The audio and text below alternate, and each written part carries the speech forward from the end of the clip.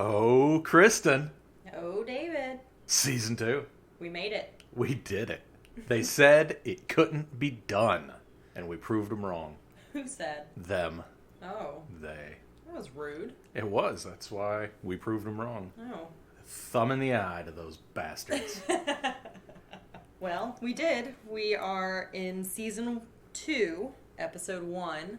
Uh-huh. Little Green Men. There were no leprechauns in this episode. It is not a good title. I don't think there were green anything besides plants. No. There weren't any green men in this episode. What a misleading title. Were there any little men in this episode? Mulder when he was a child. Because he was the man of the house? Yes, he was a little man. Since all of the other mans were outside. Yep. Little Mulder man. Little man Mulder. Minuscule Mulder man. Why do you think they named him Fox when they named his sister Samantha? They were big fans of Samantha Fox. So they started with Fox first? Yep. Interesting. Can't name the boy Samantha. Why not? Just Sam for short. Who knows? I would have fewer questions if it was Fox and something else. Hound. Yes. I'd have no questions My sister Hound. if they named their children the Fox and the Hound. Makes sense to me. But because she has such a... Well, maybe it's family names. Maybe there's another Fox. Maybe he's Fox Jr. Could be. Are there actual real people named Fox? Maybe that's why they were allowed, because they did all of the legal things to find out different names, and they were like, the only available combo with Mulder is Fox. Wow. That would be funny. All of these other ones are too close to real people. Can't do it. Legal says no. We wouldn't be able to put the disclaimer at the end. All.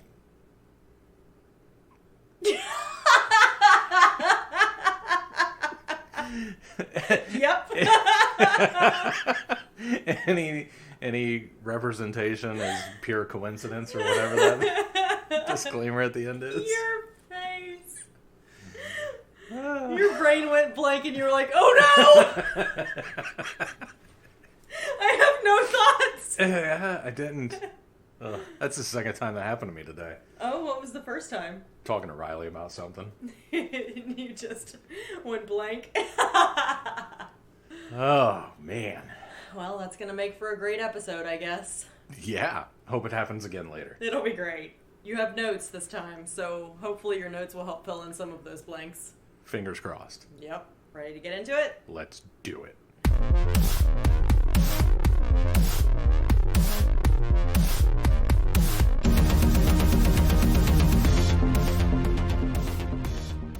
Greetings, listeners, domestic, international, and extraterrestrial. I'm Dave Reed. And I'm Kristen Riley, and this is The Cast Files. I am a nerd who somehow never saw The X-Files. And I watched it when it originally aired. The Cast Files is a podcast where we watch and review every episode of The X-Files, spoiler-free. Today we are talking about Season 2, baby! Episode 1, Little Green Men. It originally aired 1 month into my senior year of high school.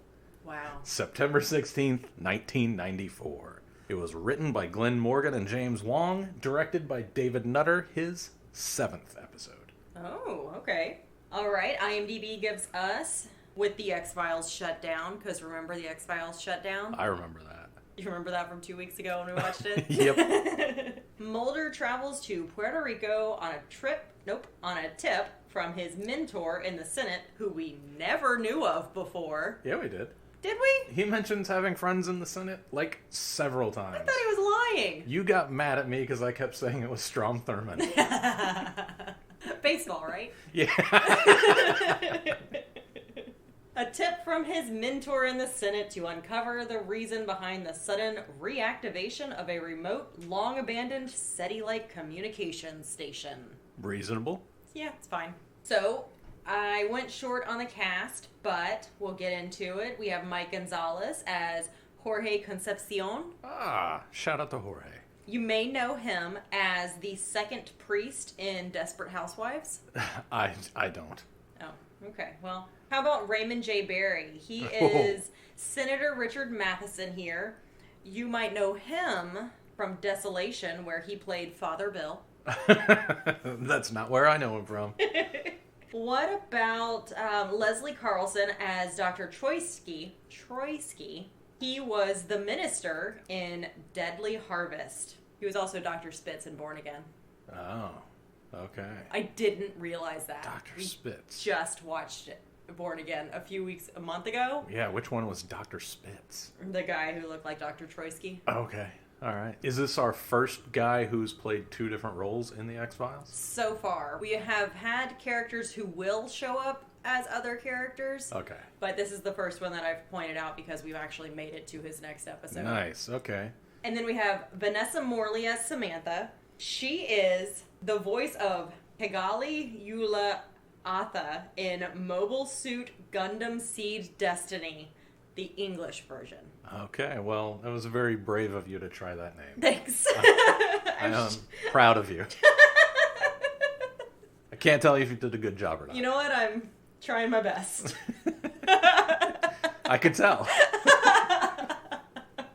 You ready to get into it? Yeah. So, we start off in scene 1. It is a voiceover. We have space. We have space. Did you look up and see if Neil deGrasse Tyson said this is a good if this is good space? Nope. No, me neither. I don't really care. I just wrote down a note saying, I wonder if this is good space. I wonder what Neil Tyson has to say about this. You know, I never thought about it. I did. Okay. He has lots of opinions on what's good space. I didn't care to know his opinions on this specific episode or any of the other ones that you brought up mentioning him. Okay. Obviously, you haven't either since you haven't actually looked it up any of these times. If it becomes relevant, I will look up his opinion on something. Okay. So far? Really, the only thing that his opinion is worth a lot is whether or not the stars are accurate for the time and place. Right. And that's not really useful information. It doesn't really matter. No, not for our needs. I'm Okay. sure it matters for somebody. Other than that, he's just a killjoy on Twitter. I know. That's why you keep bringing him up. Because I like bringing up killjoys. You like being a killjoy? Ha. Aw. Oh. Those grumble. words hurt. Grumble, grumble, grumble. Well, Mulder is talking over space. I don't know if the stars are in the right places. I didn't check. Okay. I don't think they're real stars, so it didn't really matter.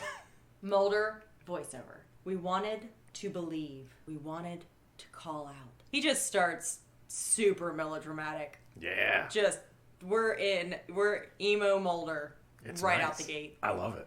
On August 20th and September 5th, 1977, 2 spacecraft were launched from the Kennedy Space Flight Center, Florida. I've been there. Me too. I touched a moon rock there. Yeah. Now imagine how many germs are on that moon rock. We've all contaminated it. Oh, you couldn't do that now. Mm-mm. Everybody would die Yep. from the moon disease. Yep. That's it. They were called Voyager. Each one carries a message. Kurt Weldon on message. So this is the guy who's on the message. Waldheim. It does say Waldheim. Look, I've already tried a really hard name. Okay. That one doesn't look very hard. No, it's not. You tried a hard name so you can whiff on an easy one? Yeah. Okay. I like that. It's a good scorecard. Thanks. He says, I send greetings on behalf of the people of our planet. No, do an impression. I don't remember how he said it. He sounds like, Werner Herzog. You do it then. Go ahead.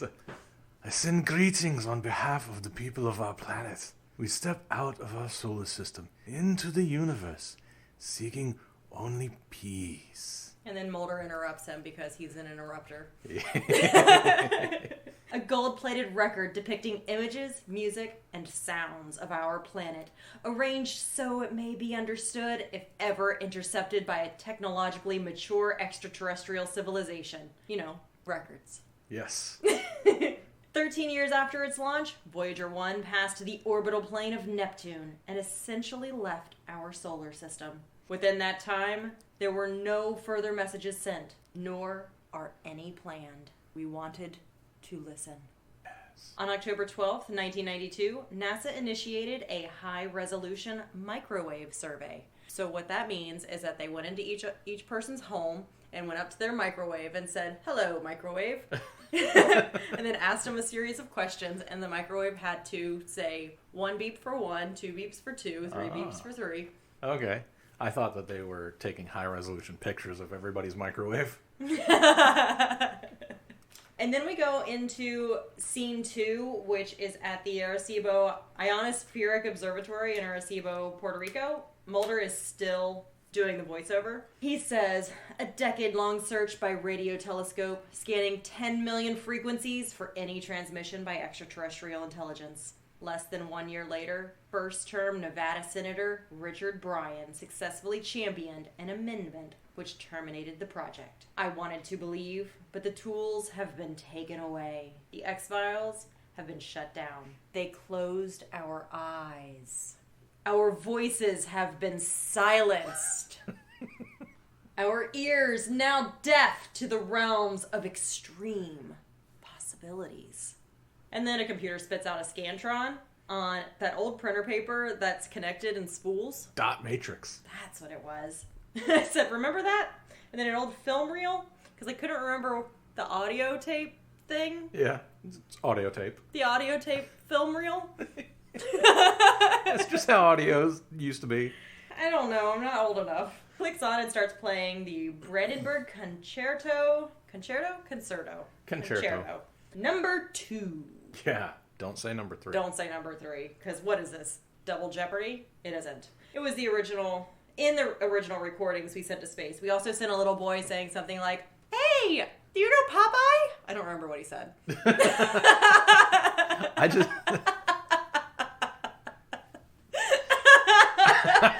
It was probably, do you know Popeye? If there's anything that's universal, it's Popeye. Okay, so we got that right too. Doing great. Yeah. All right, so... So for this opening, the cold open, you were talking about, technology, a record. Yeah. I think it actually works well because it's ancient technology. And it should be like one of the first uses of audio in any technological society. I agree, but he said how technologically advanced it was to send records. No, he said if it reaches a technologically advanced society. Oh, my reading comprehension is 0. So it's just, anybody should be able to figure it out. Oh, this is what that is, because we used to use that millions of years ago or whatever. But they don't mention the problem with radio surveillance. And the problem with radio surveillance is humans have been around in this form, this animal, for like between 250,000 and 500,000 years. Radio has been useful for like 100 and something years of it. And really now we could get rid of it if we wanted to. It is technologically, it's obsolete. So tell that to the morning shock jocks, baby. Yeah. But, yeah, the reason it hangs around is because advertisers and people are making money on it. But it is an obsolete technology. So any advanced society is definitely not still using radio technology. So the chances that our societies have overlapped in this technology means that A, they're not technologically advanced. They're in the same place we are. And we'll just never meet. I think we'll never meet anyway. Oh, I also completely agree with that. It's probably better for everybody. Yeah, definitely better for... whoever they are. Them if they're not technologically advanced. And us if they are. I agree. But this would have been a great intro to the pilot. But then the X-Files would have been closed. True. But maybe we're starting with the X-Files. Oh? Because it would have been a great intro for the first episode. I agree. It was a good intro. Our voices have been silenced. I mean, you'd have to rewrite some of the monologue, but this would have been a good intro for the first episode. How about the next scene? At Long Street Motel in Washington, D.C., we are listening to Wiretap number 5A21147.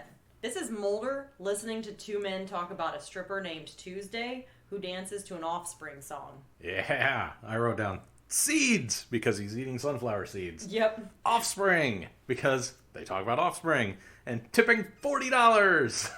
Yep. Because he ended up tipping $40 for not even a dance, for just her dancing on the stage. And good for him. You know what? And then his friend is weirdly into him telling him all of the details. Oh, especially at the very end scene. Keep going. Keep going. It's... So the way that we see this opening is we aren't told it's Mulder, except we are told it's Mulder because we've already watched all of season 1 and we know Mulder likes sunflower seeds and porn. So a dude with a ton of sunflower seeds being just the most disgusting. He's just throwing all of the shells on his own feet. He's just burying himself in spit-covered sunflower seed shells. I guess growing up on softball diamonds made me numb to the sunflower seeds being spit everywhere. Inside? Yeah, I mean, it's not great, but I didn't really see it as that huge of a deal. All of the saliva on everything. Just Mulder's office is sticky with his own saliva. It's better than being somebody else's. But where is he? Oh, he's in the Longstreet Motel, I just said. Because later we see him at another desk, and if he had been listening to the surveillance at the other desk, you know what? This is just who Mulder is now. Yeah. His other desk is also covered in sunflower seeds, I've decided. Oh, okay. And I do say, how do we know it's Mulder, since we aren't seeing we aren't seeing him first. They're trying to, suggest it might be someone else, because in a little bit they do another thing, and I'm like, no, it's definitely David Duchovny. So I didn't pick up on the misdirect at all. No, okay. Well, it's just being like, well, one, he's doing surveillance, and we're like, Mulder doesn't do work. And then two... And then two, it doesn't show his face right away. It does, like, scan everything else until we finally see him. But that's what he's doing. He's doing surveillance. At the FBI Academy a little bit later, that is in Quantico, Virginia, Scully is having a great time as well. She's explaining how to open a cranium with a horizontal division. There's a poop-colored magic marker that's used... It is! Look at your face. It is. The poop-colored magic marker they used would be embarrassing if this person wasn't already dead. And my first note of this scene is, oh my god, are we seriously ruining Scully right out of the gate? She's teaching med students and zones out. When a student asks if something's wrong, I'm staring at the sheet covering this person, because as Scully stops and is staring off into space, I'm expecting him to breathe. Like, something is supposed to happen. When they showed the top of his head, and I was expecting the top of his head to look familiar to me. So we were both honed in on this corpse. I expected something. Something. But no, she waxes poetic about, well, just listen. What this man imagined. His dreams. Who he loved. Saw. Heard. Remembered. What he feared. Somehow it's all locked inside this small mass of tissue and fluid.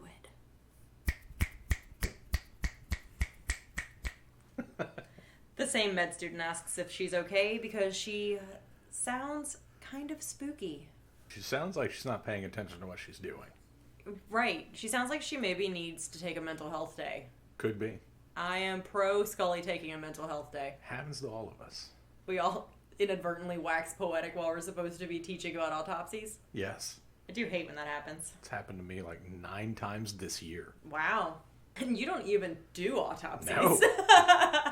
Which just makes it even weirder that I'm teaching other people how to do it. Yeah. It's also kind of why I zone out. I can see that. It does make sense. Do you have anything specific about this groan-worthy scene? Not really. All right. So later we're at the FBI headquarters in Washington, D.C. Scully goes to see Mulder, or is just there. I'm assuming she's going to see him. But either way, she's at the FBI headquarters. She was leaving the note on his desk.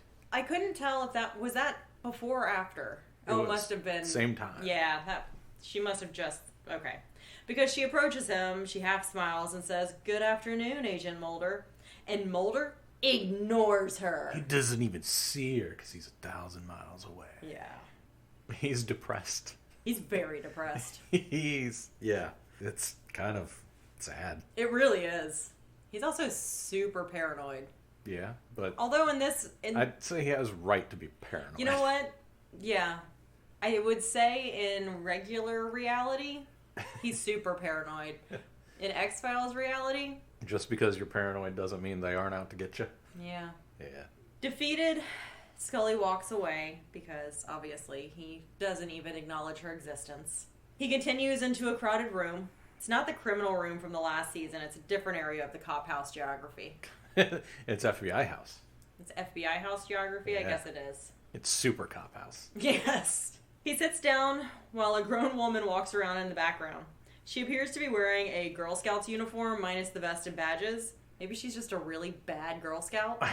I missed her entirely. She's the only thing I looked at until he did anything. That's hilarious. And then I noticed that there is a picture frame lying on his desk lying on its belly. Because I didn't know how to say it was lying face down. It's lying on its belly. When he lifts it, there's a blank post-it covering a picture of a little girl. He removes the post-it, and we get our first glimpse of Samantha. And it's a brand new actor playing Samantha. Yep. I know. I clocked that immediately because I was like, well, I guess we're going to see a lot of Samantha this season. Because we couldn't use the other girl. So we don't know what that means, but whatever. It's obviously weird. We cut to Watergate Hotel and office complex. Scully paces alone in a dark parking garage. You think she's waiting for Toombs? She has to be. That's the only person that pops up unexpectedly in parking garages. That or a raccoon. Or Mulder, because his shows aren't on that night. That's right, because he wants to dance around. Yep. Said, oh, she's waiting for Mulder. He makes a dumb parking is expensive in DC, am I right joke, and Scully says he looked like Deep Throat as he was walking in the dark. It was such a weird comment.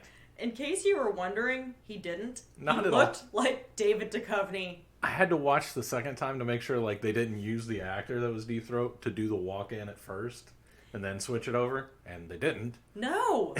It was just Duchovny the whole time. I watched, when I was watching it, and I'm like, okay, so she's here to meet Mulder, got it, that makes sense, and he's walking through the dark, and then she goes, oh, you looked like him.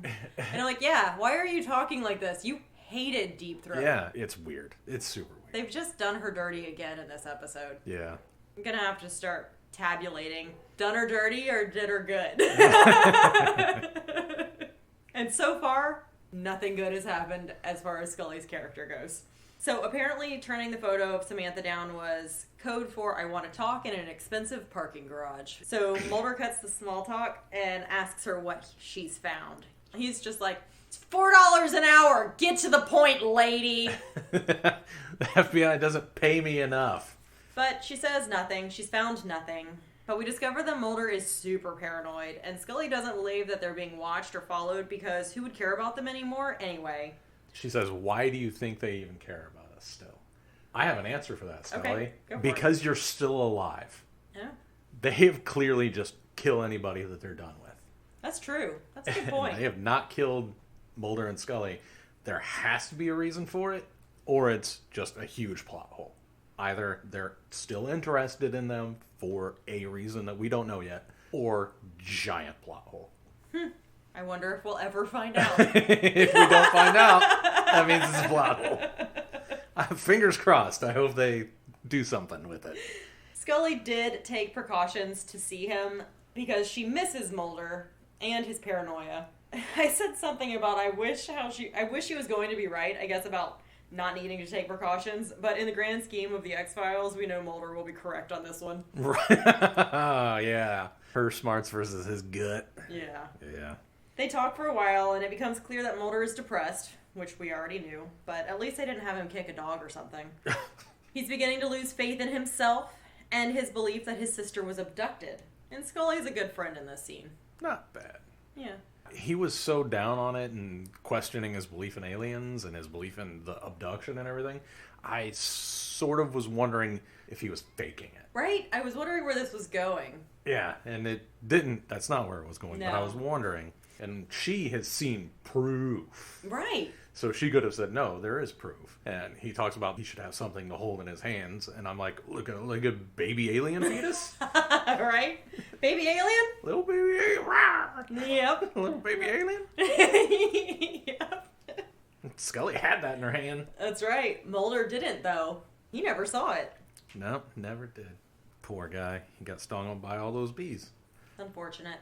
So in this discussion that Mulder is talking about how he doesn't trust anything anymore, he's lost his faith in everything, he mentions George Hale and the Palomar Observatory. So I wanted to do a little bit about George Hale, because one of the things that they mention is that George Hale got his idea for asking Rockefeller for money for the satellite or dish, whatever, from an elf who visited him. And I was like, I have a feeling this is the X-Files doing something dirty. Oh, really? To someone who could potentially have had other problems. Okay.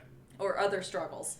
So, George Ellery Hale, born June 29th, 1868, died February 21st, 1938, which, just let's stop there. All of the stuff I'm going to say that he did is amazing. And in that time frame, I can't imagine how anybody got anything done. He was born rich, probably? Probably.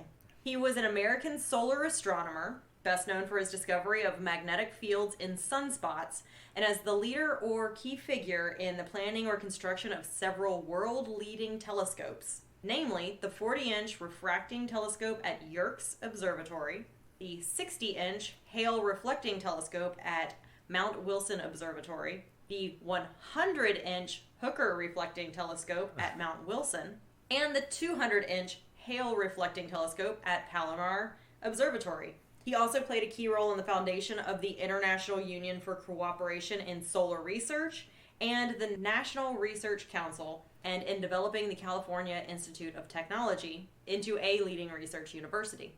So, lots of legacy there. Hale suffered from neurological and psychological problems, including insomnia, frequent headaches, and depression. The often repeated myth of schizophrenia, alleging he claimed to have regular visits from an elf who acted as his advisor, arose from a misunderstanding by one of his biographers. Oh, nice. Yeah. He used to take time off to spend a few months at a sanatorium in Maine. These problems forced him to resign as director of Mount Wilson, and he died at the Las Encinitas Sanitarium in Pasadena in 1838. Hale's vision for large telescopes and the Palomar Observatory, he had this vision to build the world's largest telescope, and he did it 4 times. Yeah, that's pretty impressive. So, that's a little bit about Hale. Since they didn't do him justice, I figured I would. Good job. Next, we do a flashback.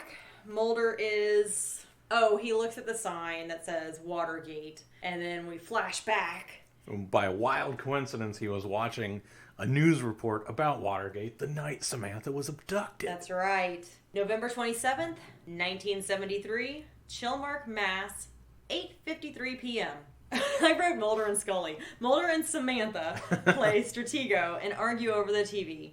Mulder wants to watch The Magician, which is an okay way to get magic into this episode. That one's acceptable. Yes. Oh, in case you're wondering, this is when his sister gets abducted. She floats out the window on a stream of light while Mulder gets the family gun but doesn't do anything with it. I utterly hated this kid that got to play young Mulder. Mm-hmm. And this is a complete retcon of the abduction story. The abduction story in season 1, they're in bed. Right. And this is just a complete retcon of that story. I don't know if it makes it worse or makes it better or what, but it does explain why Mulder is quick to just point his gun at everything now.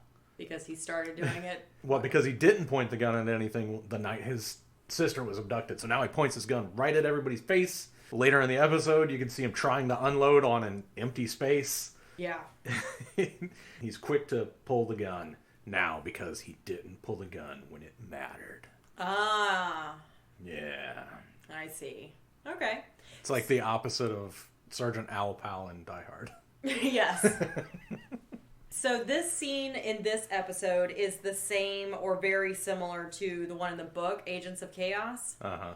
And they talk about the magician in the book also. Which reminds me of that show that you made me watch all of the episodes of while you fell asleep on the couch. That magician show. I have no idea what you're talking about. Well, eventually I changed it to something I wanted to watch because you kept falling asleep. It was some magic show. They were showing us how magic worked. Oh, that was just something to watch to kill the time. I don't remember what it was called.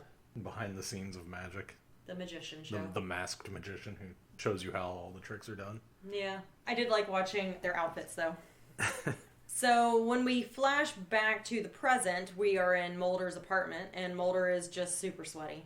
He wakes up, not in bed, like normal. Yep. But the TV's not on. That's true. Now he's got a fish tank. That's why he's so sweaty. He didn't have the TV to soothe him while he was asleep. I see. He gets up and closes the blinds, and a man just opens his door. It's real weird, like. It's real weird. And then telekinetically speaks to Mulder. It's true. His lips do not move. And Mulder's reaction to someone just coming into his house in the middle of the night. Doesn't pull his gun again. No, and he was super chill about it. He just turned around like, oh, you. Must have happened a lot. It must have, because it happens 3 more times in this episode. Just people walking into Mulder's apartment. So the man doesn't say, but says, we're going to the Hill. Said it in his mind. Yeah. We are at the office of Senator Richard Matheson. The man? We are at the office of Raymond J. Barry. Yes. When he was turned around and he talked by the voice, I was like, oh my God. This dude is awesome. He is in a ton of stuff. You gave him I forget what credit you gave him at the beginning. But he was Arlo Givens in Justified. He's the captain in Falling Down. He's in a bunch of other stuff I can't remember right off the top of my head. Oh, yeah. No, I had a theme going. I had to find all of the people who had played religious people. So that was the theme that I found. Oh, I didn't put together that they were all religious people. We need to do a thing where I try to think of what your theme is. Okay. All right, starting next episode. All right. Samantha wasn't. Okay. I couldn't find one for her, so she had the name that I couldn't pronounce, but she did the voiceover because I thought that would be funny to say you might recognize her. From this thing that she's done for like 15 years. Yeah. It was wild. So, Raymond J. Barry, his voice is so good. Magnificent. And he gives this monologue that I was riveted by. Probably just because of his voice, because the information isn't really that great. But. No. I was looking at his clothes. So the man and Mulder walk into the senator's office. Matheson is facing away toward his bookshelves, listening to the Brandenburg Concerto. He quizzes Mulder about it and explains what we know from the opening scene. Although Matheson doesn't seem to understand that the music will continue to travel, even if it's intercepted. It won't. It's all snatched up. Said, I don't think senators are required to understand science, though, which is a shame. It really is. Especially the ones that are in those committees. Yeah. Matheson calls Mulder Fox. I didn't catch that. Oh, wow. And Mulder doesn't freak out about it? Nope. Huh. And he also takes pattern mixing to a whole new level. Looks good. His shirt, tie chain, suspenders, all different patterns. Yeah, but he makes it work. Yeah. It was distracting, though. I don't know what he was talking about. Just kidding. I just told you what he was talking about. Oh, and apparently Mulder has known this guy for a while. Okay, so Matheson is sending Mulder to Arecibo, Puerto Rico to intercept a transmission. Just to check out what's going on. Because he has a printout of the transmission. So right. He knows that place is receiving transmission. Go check it out. Go see what's before the blue berets get there. Right. I don't know if you could hear my eyeballs rolling when I said right. Could. Okay, just checking. I'm sure the microphone got it. I think so. So then we go to the FBI headquarters. Skinner and the Smoky Man listen to a recording of Skinner and Scully. Mulder has gone missing and no one knows where he's at. They do a good pan across of like the tape recorder to Skinner to the pack of cigarettes. It was a nice telegraph of who's going to be in that room with him. It was, yeah. I thought it was a good shot. The Smoking Man says, "Are you sure she doesn't know where he's at?" And Skinner's says, "Are you sure she doesn't know where he's at?" I just expect this dude to have like a much deeper voice than he does. He's smoking in every scene. He should sound like Phil Anselmo. No, but it's true. Skinner says he's very sure that Scully doesn't know, or else she wouldn't be so worried. Which I thought was good deduction. Yeah, it was. Now we transport to Arecibo, Puerto Rico. Mulder is riding in the back of a truck carrying empty wooden crates to Arecibo. I've been there. You can take a cab or rent a car, apparently. This place is not open to tourists at this time. One would think, because it's been closed down by Richard Byrd. Yes. Mulder climbs a fence after walking around. He finds that it's closed, and then he walks around, kind of like the Predator episode last season. And he climbs a fence. He uses wire cutters to break in. He takes audio notes into his little recorder thing. Yeah. Apparently, I don't know what any technology was tape It's called. recorders are. Yep. He breaks in, and my immediate thought was, oh, man, I need to get some good bolt cutters. I had a feeling. When I saw those, I was like, David wants these. No, I want some insulated bolt cutters. Oh, that's true. So I can cut through rich people's electric fences. All of the things that you say on mic after how terrified you were of me talking about hot wiring cars. For serious. Look, that is insulated bolt cutters to cut through rich people's fences is a lesson I learned when I was 8. Oh, no. And it's stuck with me since. Wow. The power is off, but the machines are on? What's my question? Yeah, Mulder, into his tape recorder, says, like, there's no evidence that anybody's been here. Everything's turned on. Everything's on. Whatever. So a little bit about Arecibo Observatory. The observatory, also known as the National Astronomy and Ionosphere Center, and formerly known as the Arecibo Ionosphere Observatory, is an observatory in Barrio Esperanza, Arecibo, Puerto Rico, owned by the U.S. National Science Foundation. It opened in 1963, and here is the interesting thing. I went there 10 years ago, maybe. In the early morning of August 10th, 2020, at around 2:45 a.m., an 8-centimeter thick steel cable, one of 18 suspending the 900-ton instrument platform high above the dish, had pulled out of its socket at one end and fallen, slicing into the dish. I think I remember hearing about that. A second support cable snapped 3 months later, on November 6th, and the National Science Foundation, which owns the observatory, said attempting repairs was too dangerous. Arecibo would be dismantled. On December 1st, fate took control as more cables snapped, and the platform, as heavy as 200 grand pianos, came crashing down into the dish. What a great way to measure weight. I loved it. I thought that was great. How many grand pianos is that? That's a lot. I mean, think about all of... That was from sciencemag.org. The loss dismayed scientists worldwide. Although 57 years old, Arecibo was still a scientific trailblazer. Can you just imagine all of that? Yeah. And steel beams, steel cables snapping? Yeah, that's... 3 in 1 year? 3 in 3 months? That's not 3 months. 4 months? Apparently, that's how long they last. Wild. So, it's closed right now. We don't know if it'll actually be dismantled or reopened. What I was looking at in that article and in a couple of other places, they may try to repair it. It seems like a giant question mark, yeah. So that's where Mulder's at before the cable snapped. Back at Mulder's apartment, Scully breaks into Mulder's apartment because she deserves some B&E also. Yeah, she probably has a key. She guesses a couple of passwords, and they are all the worst. She checks his answering machine, and there's a lady on it. So Mulder's trying to date again after the Jersey Devil incident, and he's a bit of a pest? Sounds like it. Yeah, I don't like that. Did you have any guesses to what the password was going to end up being? I mean, it wasn't surprising what it ended up being. No, it wasn't surprising, but, like, she tries a couple times and they're wrong. When she was doing that, did you have any guesses? I don't think so. I don't think I was paying that much attention. I was just hoping it wasn't, like, Dana. That would be real bad. I was just, that's all I was doing. It better not be Dana or Scully or anything like that. It's going to be one night stands for life. P Hunter. P Hunter 6'9". Yes. Ugh.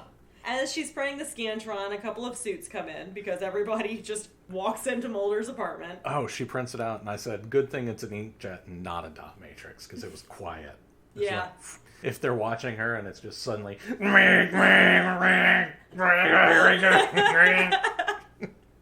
Your cover's blown. They say they've been surveilling Mulder's apartment because she asks if they were following her. One doofus asks about the printout, and the other doofus says it looks like a self-test a computer does. I thought he was bluffing on that and he knew what it was, but nope. Yep. Fortunately for Scully, she slyly uses Mulder's fish as an excuse to get the paper printout. I couldn't tell if she passed her sleight of hand check or they failed their perception check. I think they failed their perception check. She wasn't that... She was like down there for like 2 seconds tucking the thing up in her sleeve. It was... Yeah, the sleight of hand wasn't that great. They were just terrible. They're terrible at their jobs. That's why they're on surveillance, I guess. They have terrible perception. That's why they're on surveillance. Think about it. So in Tombs, not to bring up Tombs again, because I'm apparently going to bring up Tombs every single episode, when they were doing, in Squeeze, when they were watching that one building, those guys just left. Yeah. Yeah. And when Mulder was watching the house in Tombs, he didn't see Tombs sneaking around. Yeah. Or hiding in his vehicle, or any of it. I guess he was under the vehicle, but whatever. Yeah, nobody's good at surveillance. Nope. So that's why they're in surveillance, because they're terrible at their jobs. So she gets what she came for, and we go back to see Mulder. He's at the National Astronomy and Ionosphere Center in Arecibo, Puerto Rico still. Every time they're in there, it's just sweaty. It is. It's too sweaty because of all of that computer equipment in there and the power being on. It should be well air conditioned. It should. It should be cold, because maybe they did that on purpose, because when he walks in, he says the power's out, but all of the machines are on, right. Which do they run on? Not electricity? Right. What do they run on? Do they run on, I was going to say hydraulics. That's not what I'm trying to say. Hydroelectric? It's still electricity. It is. Whatever. Yeah. Mulder is still looking at the equipment, and he decides to take a water break and discovers a man hiding in the bathroom. My man, Jorge. Jorge is terrified. So scared. He speaks Spanish, and Mulder only speaks English, so there's a bit of a disconnect. Did you pick up anything he said? Yes, he said something about lights in the trees or the sky, animals and men. My Spanish is as bad as Mulder's. I picked up, he says brujo, and he talks about animals but men, like they're animals but they're men. And he says something about how it's red when they arrive. Yes, I picked out the different colors. Yeah. And then Jorge grabs a Sharpie, which Mulder just has in his pocket, which is really where I strive to be. I strive to be someone who's just Sharpie ready at all times. Oh, that's a good goal. Yeah. I like that for you. Thanks. Thanks. It would be easier if any of my clothes had pockets. Damn the patriarchy! So Jorge grabs a Sharpie and draws an alien head on the wall, and Mulder stares sweatily. Good adverb. Adverb? Yes, adverb. Yes, you did it. At the U.S. Naval Observatory in Washington, D.C., Scully takes the fish food scantron to Dr. Troisky, who recognizes it as something his old partner discovered. He calls it the wow signal. No, he says it's better than the wow signal. I thought he's... Okay. And Because good old Jerry Amen is how it's spelled. Yeah, that makes sense. Was so excited about the transmission, he kept writing wow in the margins. It's charming. I thought it was a charming story. But the wow signal, this all popped up in August of 1977, and I hate to tell everybody, but the wow signal was just me being born. Well, there it is. Yeah. Mystery solved. The end. So that's it, folks. He eventually points her to, he actually doesn't point her to Arecibo, Puerto Rico. He kind of does. He says, he gives her the names of dishes that could intercept this signal, but he gives her a couple of them, 5. And so she has to go and do some more research. But Skinner was right, because Scully would find Mulder. Yep. No, it was cigarette smoking man who said that. Oh, is that who said it? Yeah. One of the dudes. Yeah. One of the bald dudes said. He said, she'll find him. At FBI headquarters, Scully does find out where Mulder went. She's reviewing passenger records and discovers George Hale. Remember George Hale? It was a good clue. It was a good clue. I liked it. And she says, Mulder. Mulder. You're going to do that. So now she knows where he's going. In Arecibo, Jorge touches stuff. He's just pushing buttons. It's just red buttons. What are you doing, Jorge? Come on. Well, Mulder talks into his audio notes because I still couldn't remember tape player. Wow. The music turns on and Jorge runs into the storms outside. Well, one of the things he says is the source of the signal is close. It's only miles away. That's incredibly close if we're talking about like galactic stuff. Right. Because the troposphere is only 5 to 9 miles high. Oh. The stratosphere goes up to 31 miles high. The mesosphere goes up to 53 miles high. The thermosphere is 372 miles high. So if he's talking about miles, he's probably not talking more than 400 miles. The ionosphere, which is what the place is recording or looking at, is about 600 miles of high, and the exosphere goes up to 6,200 miles high. Yeah, so a couple of miles means it's already in this. It's in the atmosphere. Yeah, you could most likely see it with your eyeballs. Yeah. I mean, until the storms. But he runs out into the storms. Mulder goes after him and apparently looks for about half an hour. We find out later. It doesn't take very long at all. The timing in this scene is hard to determine because it looks like he finds him immediately. Yeah. Later, he says about less than half an hour later, he finds Jorge scared to death by a tree. Wow, The tree didn't scare him. He's scared to death, and he's also positioned near a tree. The tree, I'm not trying to implicate the tree here. Oh, man, just throwing out accusations.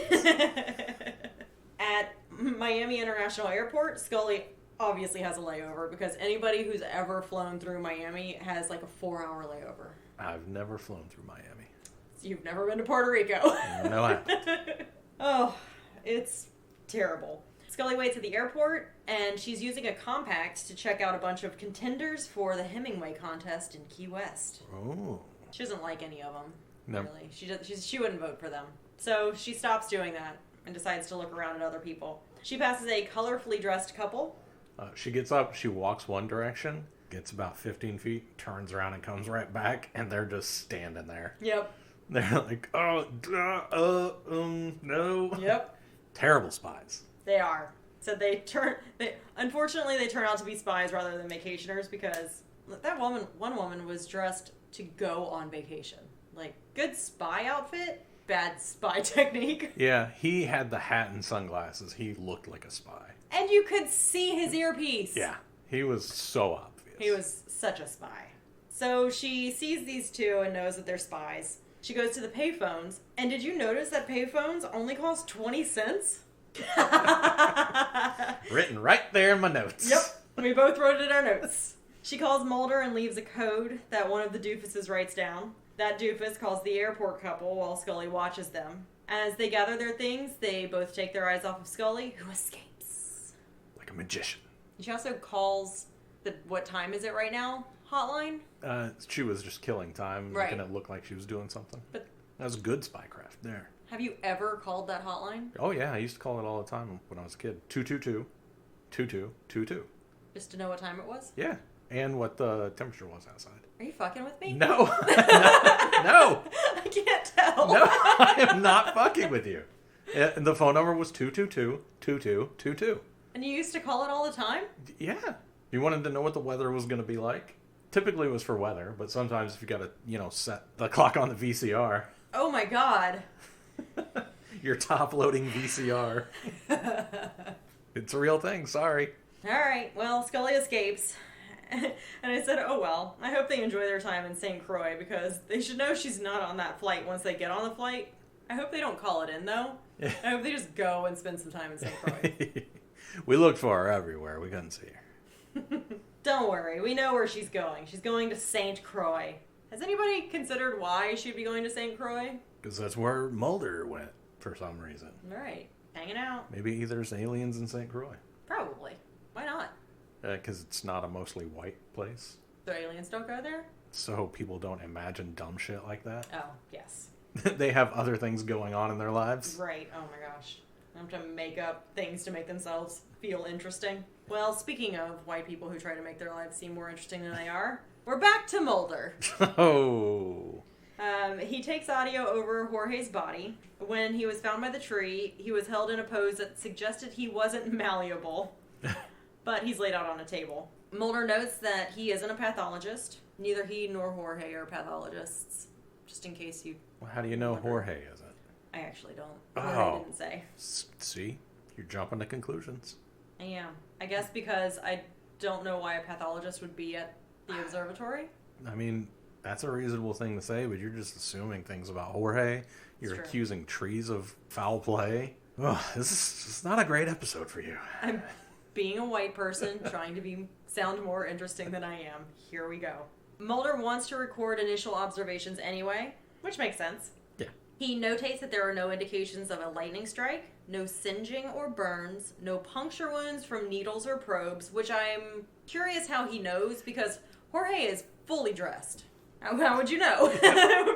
That's where he lost me, because needle indentations, you have to be looking for you those. got to get up in there. So, when found, approximately 30 minutes after he ran outside, rigor mortis had already set in. So I have a little bit about rigor mortis because I thought, does it set in that quickly? Not quite, but not as wildly off as I thought it was going to be. We'll get into that in a minute. Jorge's skin is still affected by goosebumps, and the body shows signs of intense cadaveric spasm, which sounds horrific. I hope my cadaver does that. Ugh. Just keeps moving for hours. Yikes. Jorge's facial expression appears to be frightened to death. She says, my God, Scully. He looks like he was scared to death. Yep. So he's recording this all for Scully. I was hoping he was recording it all for Diane. Me too. Or Judy. Judy's from Monster House last night. Okay. Judy can take care of herself. Yeah. That's right. Science Corner with Kristen. About the rigor mortis real quick. I have a short little bit from ScienceDirect.com. Fully developed rigor mortis is an easily identifiable and reliable indicator that death has occurred. Yeah. I should have read that sentence before. Before it being just the most obvious sentence ever. The time of onset is variable, but it is usually considered to appear between 1 and 6 hours, with the average time being between 2 and 4 hours after death. Obviously, depending on temperature, circumstance, a bunch of different things, but between 2 and 4 hours is average. Obviously, depending on circumstances, rigor mortis may last for a few hours to several days. Obviously, with Jorge's body, rigor set in at about 20 minutes after death and then went away while Mulder carried him. Maybe he grabbed his arms and was like, straightened him out. Well, we know the rigor's not still happening in his body shortly because his body just gets ragdolled on the floor. But now we all know a little bit more about rigor. Mulder looks at the printouts. It looks like the Scantron that Scully had. These are printouts that happened when everything went berserk and Jorge ran outside. So the printouts happened, and now Mulder's looking at him. He seems to be losing touch with reality. Mulder doesn't trust no one very well. Trust no one wears you down. Yeah, no kidding. You have to trust somebody. Mulder is having an existential crisis into his recorder. What better place to have it? You know, probably not into a recorder. Don't record it. Just do it and move along. Then Jorge's body starts shaking, but it's actually not the body, it's the table. And then the lights, and then there's lights through the window, and then the printer starts happening again, and the audio recorder thing clicks on, and it feeds the sounds back to him, distorted. And he plays it, or it plays, and it says, trust no one, and then the other audio... Yes.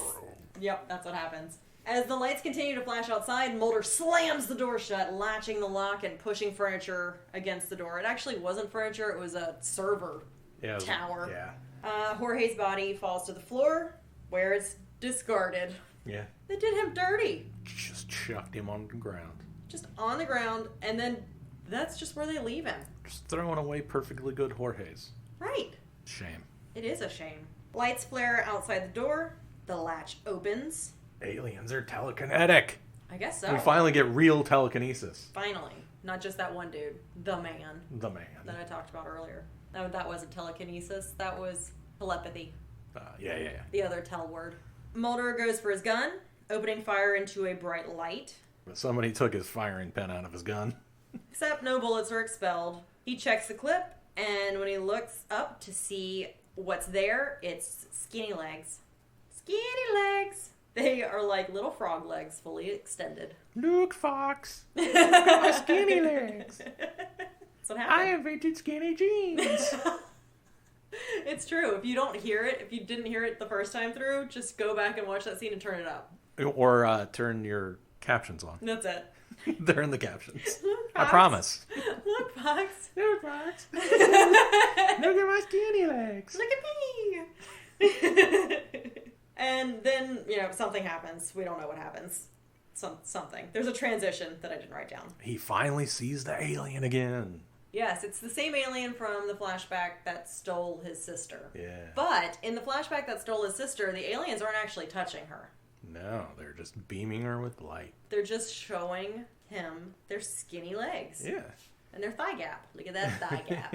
Look, Fox. In 20 years, I'm going to invent skinny jeans. No. Look, Fox, look at my skinny legs. I wish they made jeans that fit my skinny legs. I like jeans. I need jeans for my skinny legs. Scully shows up. She shines a light in Mulder's face. She was sure he was dead. What? You were a doctor. How do you not know when people are dead, Scully? Didn't she do the same thing in Ice? Wouldn't she? Yeah. You are. This is why you're teaching autopsies. Because they're like, look, this one's dead. Well, You can cut this one open. she didn't seem certain. Because she still thought that all of his thoughts and memories and fears were locked away in his little mushy brain. I'm glad Mulder was passed out when she got there, though, because he was trying to open fire on everything. That's true. That is very true.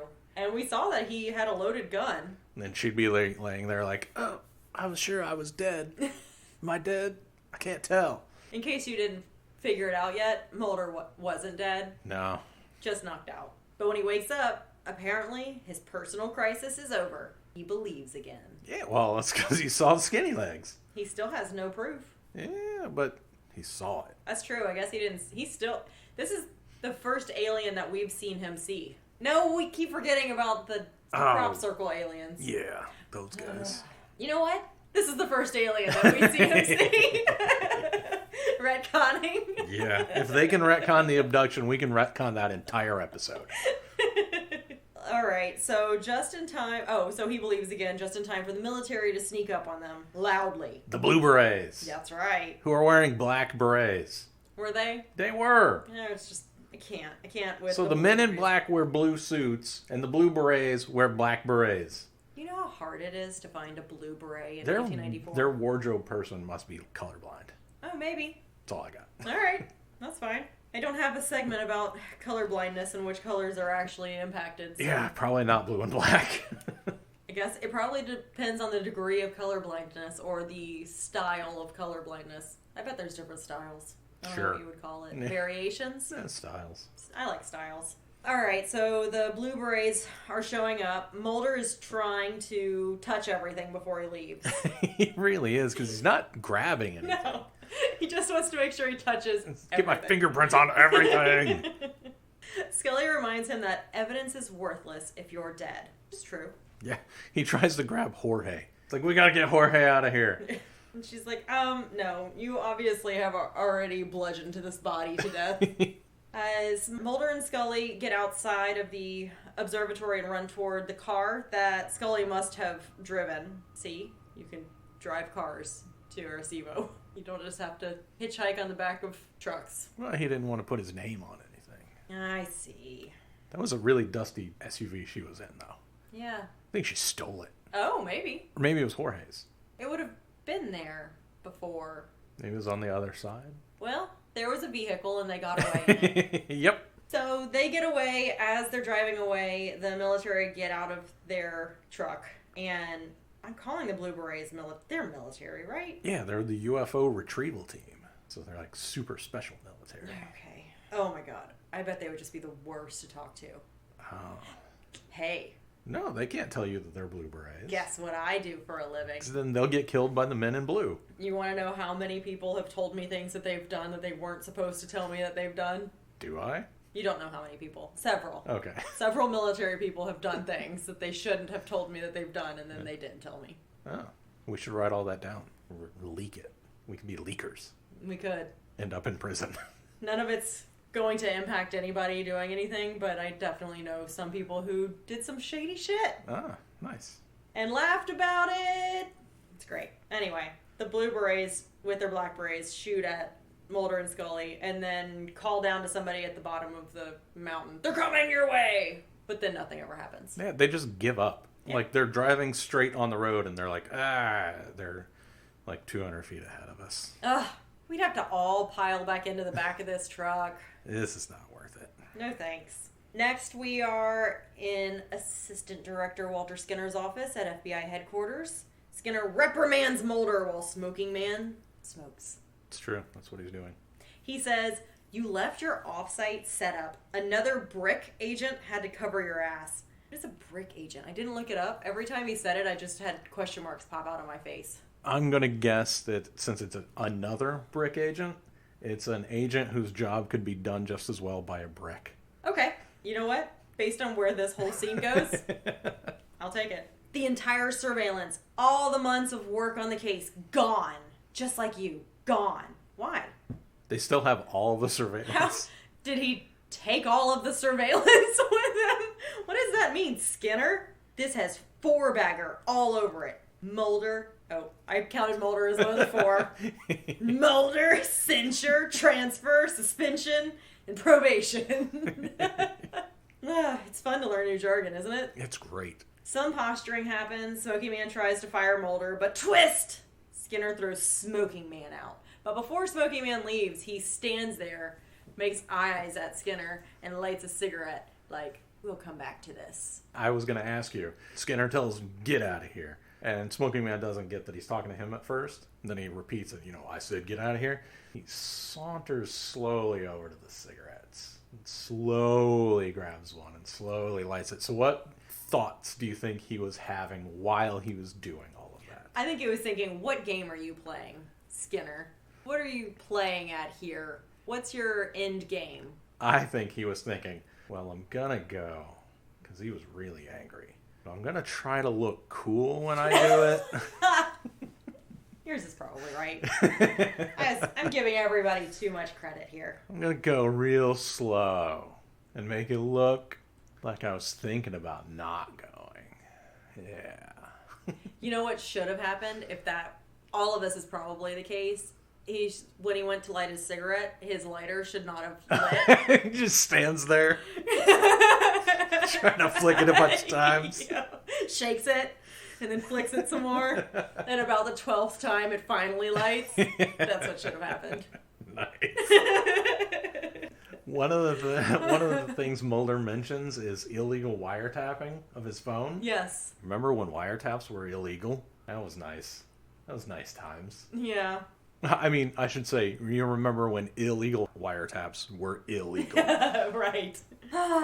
Patriot Act. Ugh.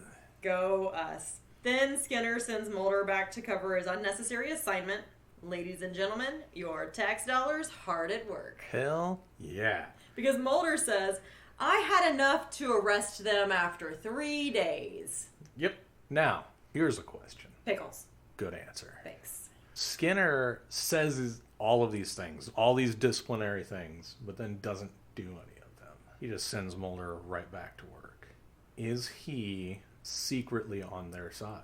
Well, seeing as how I know he's in about 17 more seasons, yes. Well, he could be the main adversary for 17 seasons.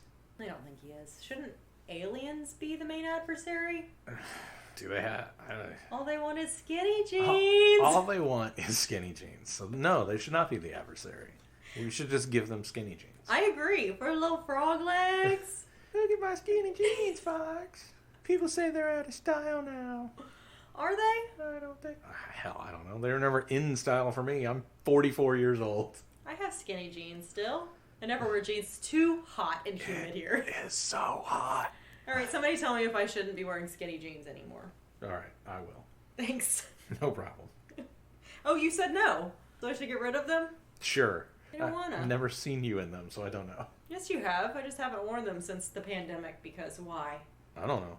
Why, David? I don't know. Why would I wear jeans inside my house? I don't know. I don't go anywhere else.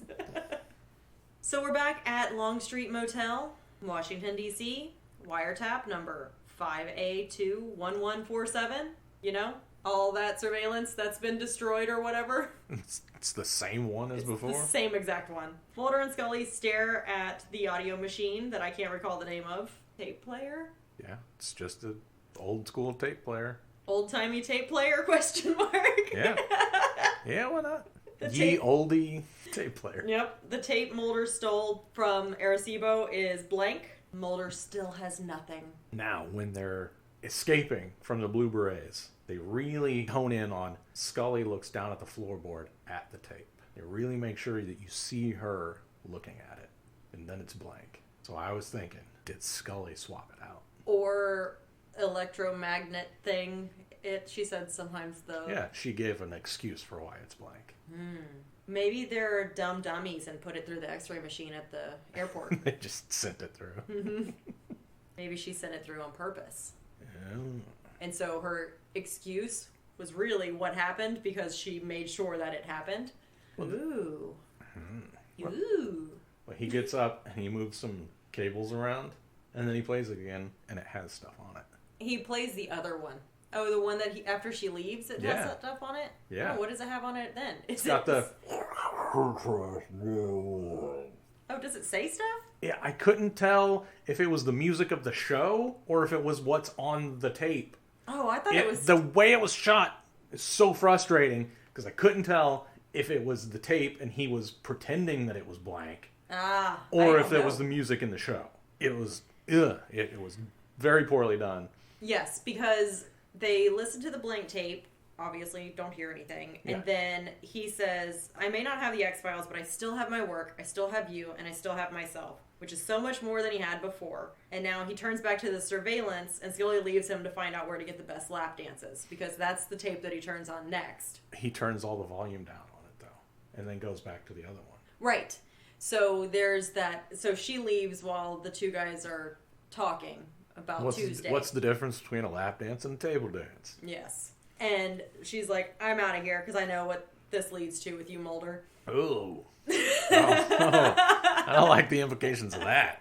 And then when she leaves, that's when he turns it back to the other one. But I didn't hear anything with that one. I thought he was just going to sit there. Remember in season 1 when he watched that one video 100 times, not knowing what he was looking for? I do. That's what I was thinking he was doing here. He could have been doing that, and what I was hearing was just the music of the episode, or it had something on it. I couldn't really tell, because it wasn't done well enough for you to tell. Nope. So, if he's hiding from Scully that there's stuff on that tape, what's that about? I don't think so, because he says, I still have you. But he moved the audio cables around, so that means they were wrong the first time. Yeah, I don't know. I wish you had mentioned this when we were still watching it, so we could have rewatched that. Sorry. Well, all right. I wish you'd have mentioned the Girl Scout. Well, I guess we both disappointed each other. I'm sorry for us. All right, who are you shipping? I am shipping Mulder's date that was stood up and the smoking man. Why? Because they both hate Mulder. Oh! They can team up and take him down. Or at least bitch about him over lunch. Yeah. I like that. Thank you. That's good. I want good things for Jorge, so I'm going to ship Jorge and getting out of this situation alive. That would have been nice. Yeah. How are you surviving? I am going to join the Blue Berets. Yeah. It seems like they've got the gig. They really, they show up late. Yep. They clean up after stuff after it's happened. I like it. I like that. I feel like I could be Scully here because nothing really seems to have happened to her either. She seems fine. She ran around and was there. I feel like the only person you wouldn't want to be in this episode is Jorge. Probably not Mulder either. He did get unconscious. He did. Are you going to keep track of how many times he gets knocked out this season? Well, it wasn't necessarily knocked out. He could have passed out or it could have been sleep. Hey, Mulder, look at my legs. Sleep. My legs are making you sleepy. You are looking at my legs. Your eyes are getting heavy. I love this alien and I want it to come back all the time. This alien is my new favorite character. Yeah, I'm enjoying it myself. This alien is the Tombs of season 2. Except I've already talked about Tombs in season 2. Tombs is the Tombs of season everything. Okay. One day he'll come back. Okay. All right. I think we have said all there is to say. Oh, you don't have an ending segment. That was it. Yeah, that was it. Oh, you know what? New segment. What is something that you have enjoyed this last week? I enjoyed going to the pumpkin patch today and taking pictures with our little infant toddler. Our infant toddler. All right, yes. Do you want to explain our infant toddler? Go check our Twitter. Oh, there you go. Haha. Well, that was delightful. Let's see. What is something that Oh, you know what? I'm enjoying. I wrote and published my first book review that was requested of me. I've written a couple of book reviews on my other website, Circle Time with Kristen, and I was asked to review a book, and I published my very first one, and right after publishing that, I got a request to review a second book. So I'm pretty stoked about that. Good job. That's pretty happy about it. I'm also very much looking forward to the Halloween Regatta this weekend. Halloween Regatta next week. Oh yeah, I guess it will be this weekend when this is released. Yep.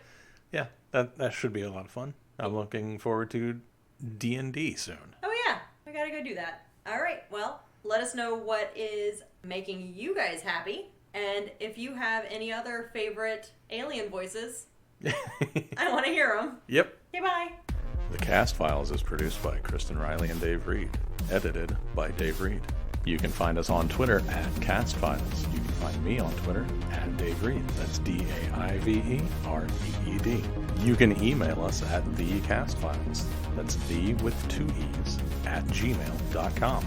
If you could please go rate and review us on Apple Podcasts, give us 5 stars, and tell us that we are doing phenomenal things. Artistic, wonderful things. We are raising the bar on podcasting. We would love you forever for that.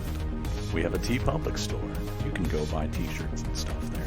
Music by Hal 6. Logo by @OokaArt. That's OOKAART.